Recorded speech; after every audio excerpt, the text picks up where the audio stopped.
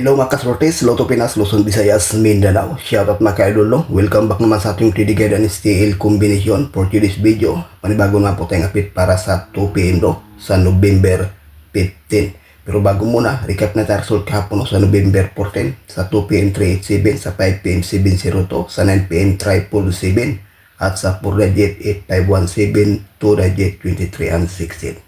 So congratulations lang dyan sa may nanalo mga ka-idol, no? Ang ating guide kahapon, 738, nag-rumble. So congratulations sa ating 2 PM, nag-undas pa ka-idol. Kasama nito ang 307, nag-slide din sa 2 PM, nag-702.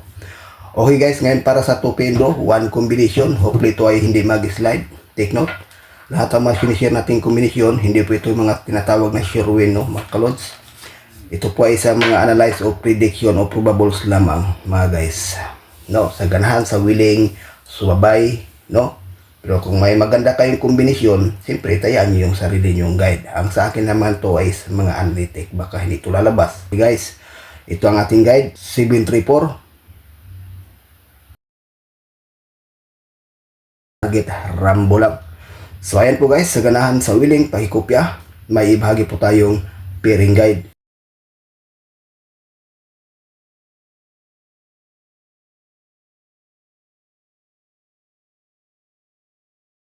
747334, no? Sa 3D National, Luzon, Visayas, Mindanao, at dyan sa Mindanao area mahilig sa lasto, pwede rin ito mga ka-idol. May bahagi tayo itong despair na 74 at saka 73, no? The best sa pang 2 PM at saka 5 PM draw, no? Sa 3D, kayo nang bahala kung anong ipares.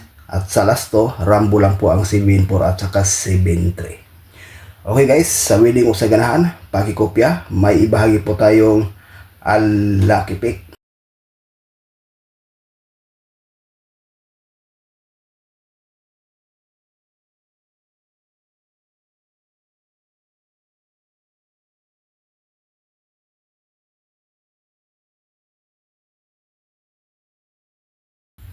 Seven 743, 770, 724 at saka 647, no? For combination sa ating lucky pick.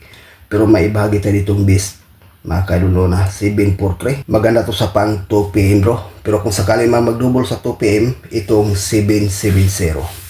Itong 724 at saka 647 para sa pang 5 PM at saka 9 PM. So ayan na po guys, ang ating regular update para sa ngayong araw. Good luck and hope to win. Bye bye.